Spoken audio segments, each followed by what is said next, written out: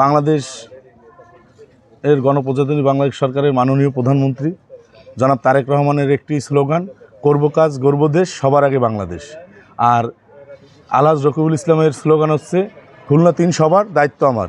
খুলনা ৩ সবার, দায়িত্ব আমার। এই কথাটা সে আজকে বলেনি, এই কথাটা সে বিগত আরও ৫-৭ বছর আগেই বলছে। কিসের জন্য বলছে? আপনার করোনাকালীন সময় থেকে দেখছেন বাংলাদেশ জাতীয়তাবাদী স্বেচ্ছাসেবক দল যে নন স্টপ যে সার্ভিস দিয়ে আসতেছে, করোনাকালীন অক্সিজেন সেবা আলহাজ রকিবুল ইসলাম বকুলের মাধ্যমে, তারপরে আপনার মসজিদ পরিষ্কার, তারপরে আপনার স্পিড ব্রেকারের যে আপনার এই যে রঙগুলো চিহ্ন, এগুলো কিন্তু বাংলাদেশ জাতীয়তাবাদী স্বেচ্ছাসেবক দলই কিন্তু এই কার্যক্রমগুলো করতেছে। পাশাপাশি আপনার মসজিদ পরিষ্কার থেকে শুরু করে ইনশাল্লাহ আজকে তারেক রহমানের কর্মসূচি ছিল প্রত্যেক শনিবারে আপনার এই রাস্তার ময়লা আবর্জনা বাংলাদেশ জাতীয়তাবাদী দলের কর্মীরা স্ব এলাকার নেতাকর্মীরা পরিষ্কার করবে।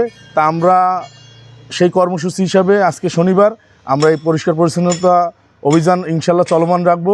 আর আপনারা জানেন বাংলাদেশ জাতীয়তাবাদী স্বেচ্ছাসেবক দল প্রত্যেক শুক্রবারেই খালিশপুর থানা শাখা মসজিদ পরিষ্কার কার্যক্রম চলমান আছে এবং আগামীতেও থাকবে, এবং এই প্রত্যেক শনিবারে আমরা এই কার্যক্রম অব্যাহত রাখবো।